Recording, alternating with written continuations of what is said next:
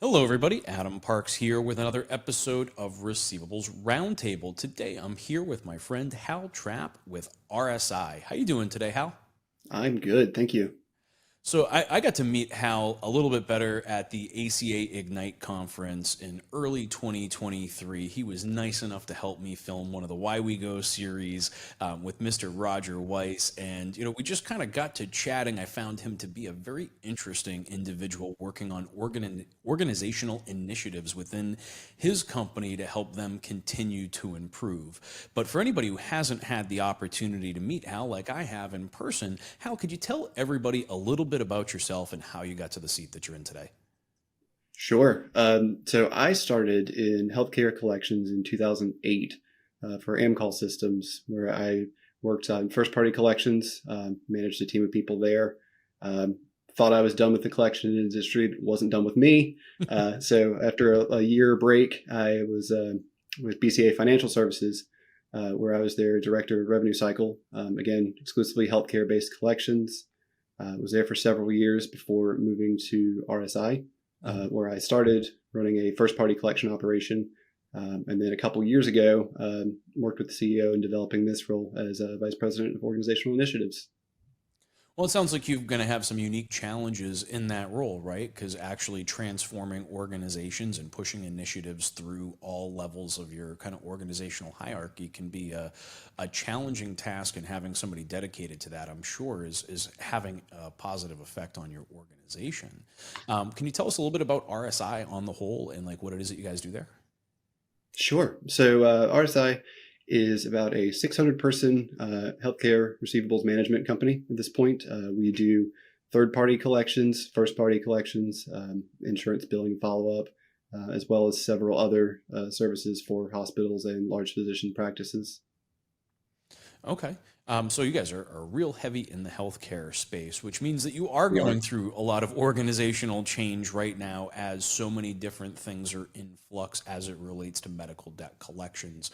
Obviously, we've all seen the new rules or the new rulemaking process from the CFPB talking about outlying medical debt on the credit report. So let me ask you this, as someone who's so focused on helping an organization to transition and change, have you found any interesting or useful mechanisms to help communicate change throughout the hierarchy of your organizational chart?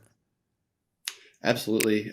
So when I started 6 years ago now with RSI, it was about a 100-person operation. Again, today we're, I think, slightly over 600 people. Okay. It's a lot of growth in a very short period of time. And like a lot of companies that grow very quickly, I think what you find is that you've got this very experienced core group of people that got you there, and then you've got to bring everybody else up behind you. Hmm. So we try that in a handful of different ways. What we focus on primarily is dedicated leadership development through classwork, seminars, and then we also focus a lot of our energy on mentoring new leaders. Hmm.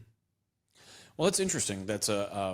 You've got a couple of different things to unpack there. A couple of years ago, I know we always talk about the least sophisticated consumers, right? And like, I feel like our whole life has been built around communicating to the least sophisticated consumer.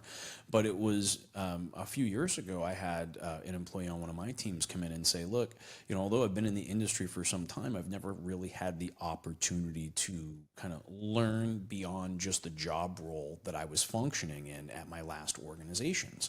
And so she kind of coined the term the least sophisticated employee. And so we've constantly gone back and tried to look at how can we create new tools or an environment for for that staff. And so if I'm over in India meeting with our Mumbai office, we tend to go through a process of kind of explaining how the industry works and walking people through the life cycle of a debt and those kinds of things to try and give them a more holistic view of the industry on the whole, and then specifically our role within that industry. What kinds of topics and things are you finding are kind of sticking with those employees as you're trying to develop that next generation of leadership in your organization? Sure. Yeah, and I think that's a great term to explain it. Firstly, Often there are people that have very narrow experience. They come from exclusively third-party credit card debt, and, Mhm. and they're coming into this new world that's got a lot of similarity, but we also have a very unique set of twists in the medical world. And I think a lot of what we do is just not making a ton of assumptions about what people know. Mhm. We start with a really broad breakdown of what we do, so that no matter where you are in the company, you understand what the organization does. Mhm. A lot of that comes from our chief brand officer, who does an excellent job of making sure that people understand, what it is the company supports, how we do that, where each piece of that puzzle fits.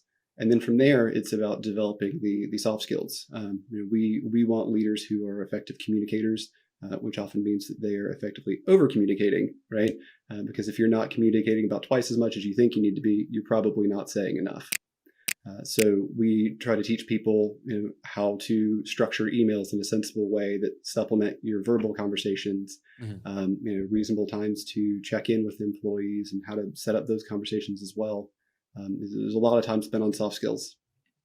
So as you're building these soft skills, and trying to bring everybody up, how frequently are you doing that after your initial training, right? Like we all go through that first training process, but after that, I feel like a lot of organizations kind of fall short. As you're carrying that on, is there a specific, frequency that you found to be effective? Yeah, so we actually pick up our mentoring program basically as soon as a new leader is trained. They've Mhm. gone through the coursework. They're assigned a member of our senior leadership team. They meet with them once a week, and they get about an hour during that week. They can extend that time if they need be. We try to personalize that to the individual need, but that's just giving them some real developmental guidance. And that leader is never in their direct chain of command. So if Mhm. they've got struggles or challenges, and I have this disagreement and I don't really know how to handle voicing my opinion of disagreement, they can work through that in a way that doesn't feel like they're complaining to their boss about their other boss, or something like that, which is often a source of friction, right? Sure. Nobody wants to say, hey director, let me tell you about my manager. Mhm. So we give them something outside of their own chain of command where they can learn to deal with those challenges that we all experience professionally, learn to handle them effectively, positively, and in the spirit of the organization.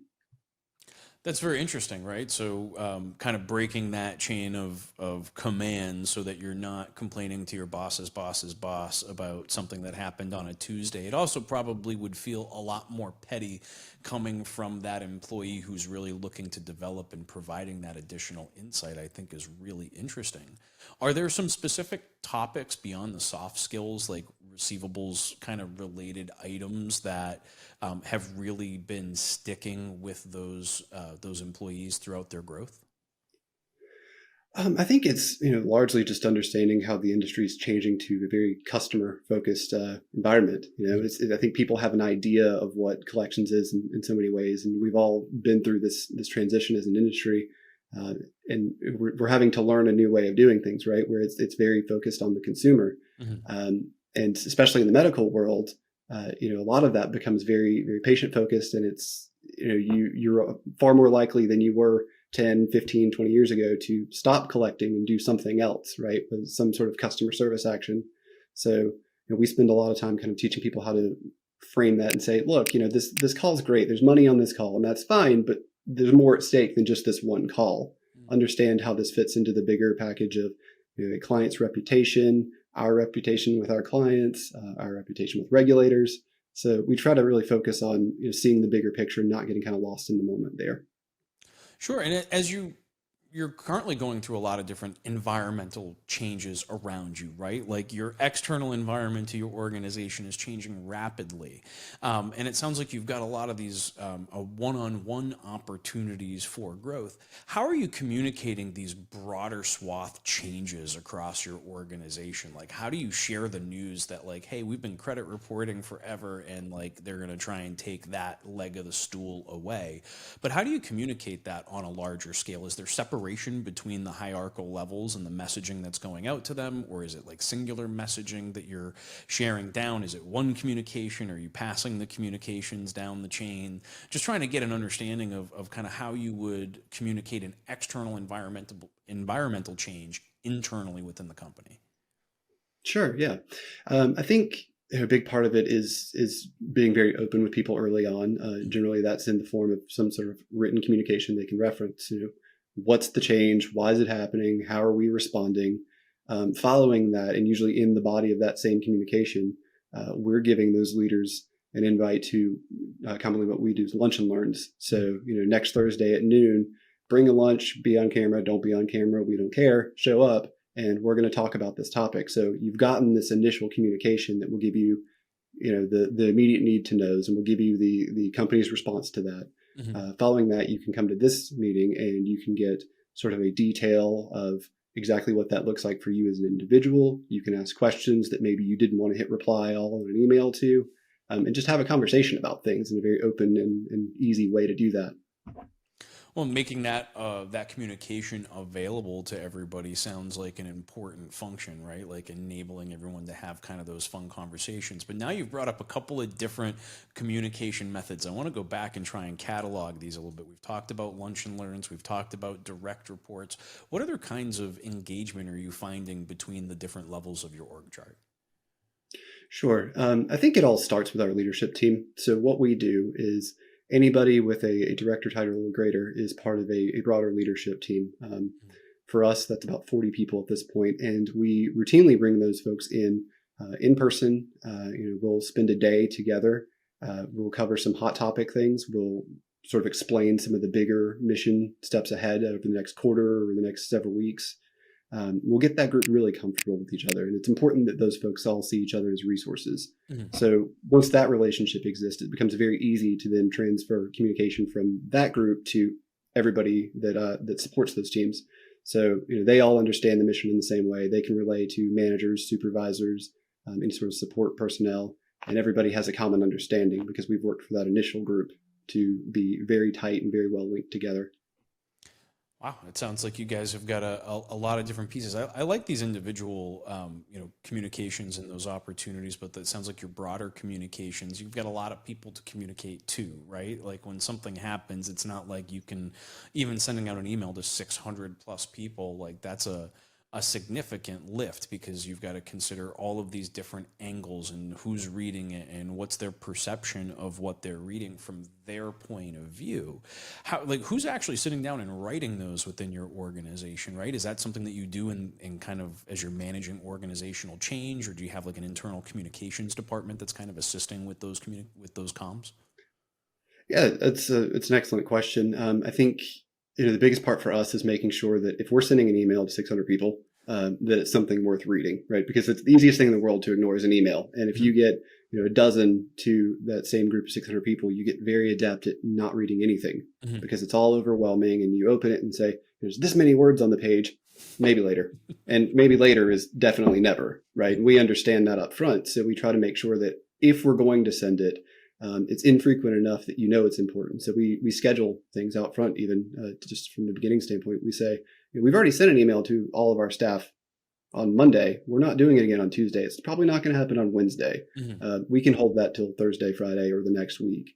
And a lot of that comes from a very short list of people. Our brand officer is involved in all of our internal communications, just helping kind of align the messaging, making sure that we're using the appropriate language even. I obviously have a hand in that. Our CEO is heavily involved, but there's a very short list of people sending out those communications in the first place. So we make sure that everything sounds very similar. It covers kind of the same general structure so that everybody's familiar with what to look for. So if you're only going to read an email for 30 seconds before you say too many words, I quit, you know where to spend those 30 seconds to get the most value. That's a very interesting, it's an interesting approach because that was one of the things I was going to bring up next is kind of the white noise, right? When you have so many different organizational initiatives simultaneously, it creates an environment to where you can start to become white noise even within your own organization. And for those watching, I'll kind of give a similar, if I post today that, that something big is on LinkedIn, that something big is going to happen tomorrow, that's great. But if I'm going to post every day for the next 30 days about something that happens a month from now, I'm white noise. People stopped listening. So, focusing those communications on a particular topic, I think is important. But how are you kind of avoiding the white noise problem when you're communicating to so many different people? Yeah, I think it's, the quantity obviously is a big part of it. But we try to make sure that we don't communicate every little thing through an all staff email. Mhm. There are a lot of things that we'll just pick up the phone and call people. Sometimes we have, calling tree for certain events. It just sort of depends on the subject and what's going on. Mhm. But in general, we don't rely on email as an exclusive means of communication pretty much ever. If it's important, it's an email, and then there's going to be some sort of verbal communication to follow, whether it's, again, those lunch and learns, maybe some small group huddles, maybe something we're reiterating in a staff meeting. But whatever it is, you're not getting it through that one channel. So you're kind of being reminded throughout that there is some important context that we needed you to glean from this. In case you missed it, here it is again. Here it is a different way. And everything is going to sound like noise to somebody, right? Mhm. So we try to not take that for granted and recognize that different people respond to different types of communication. So we're going to give you options, and what works best for you is how we want you to consume it. So when you're communicating all of these different things, right? And sometimes you're going to have situations where you've got multiple things to communicate simultaneously. Are you separating the communications themselves and being like, okay, I've got two things that are happening right now. I've got, an attack on medical debt credit reporting, and I've got, another item simultaneously. Are you sending two separate communications and trying to keep those channels, direct and succinct, or do you ever combine those to a larger communication? Yeah, we seldom combine issues. We want to make sure that everybody has an opportunity to digest them independently. Mhm. And again, we do try to space those out. We are very particular about not just blasting out communication after communication. It can be so overwhelming when you've got change one, and then Tuesday change two, and then Wednesday change three, and you're thinking, okay, well, I didn't get through the first one yet. Mhm. Not really sure what happened there. I still have questions. And the worst thing that happens is you don't ask those questions because you've then moved on to the next urgent issue. Mhm. So we try to let things breathe a little bit. I think what we found is that almost nothing is so urgent that you absolutely have to communicate it right now in another email to 600 people. Mhm. So we try to live that, and if something so urgent happens, it's probably urgent enough to pick up the phone and do some sort of calling tree or schedule some very short notice, but mandatory type huddle sessions Mhm. where we can deliver that communication in a different way, recognizing that it is absolutely critical that that happens right now. Well, I think verbal communication as it relates to sharing those messages allows for tone to be taken into account, but just sending out an email to 600 people, you're almost guaranteed to have misinterpretations of what are being said. No matter who touches it and how much time and energy you put into wordsmithing that communication, the chances of it actually hitting all of your internal targets with the message that you originally intended, I have to assume, is pretty low. How do you kind of try to avoid that in different ways, short of wordsmithing? Sure. Yeah, and I think people read Shakespeare and get different things, right? So to your point, it doesn't matter how well written it is, you're going to hear something different. Mhm. That's a big part of why we try to make sure that there's a consistent reviewer on those channels, so that Mhm. they all do sound similar. And yes, there is a learning curve to that, even, right? But once you've sort of learned the this is an all staff email and this is how these things generally sound, you can sort of interpret the communication behind that, right? And you can interpret some context and some tone in there because you've been here for 6 months and you've seen enough of these to really know that that's how they work, and they always work this way. In between, again, it's important that we follow up on those sorts of things. We oftentimes will just make a very simple, hey, this thing went out.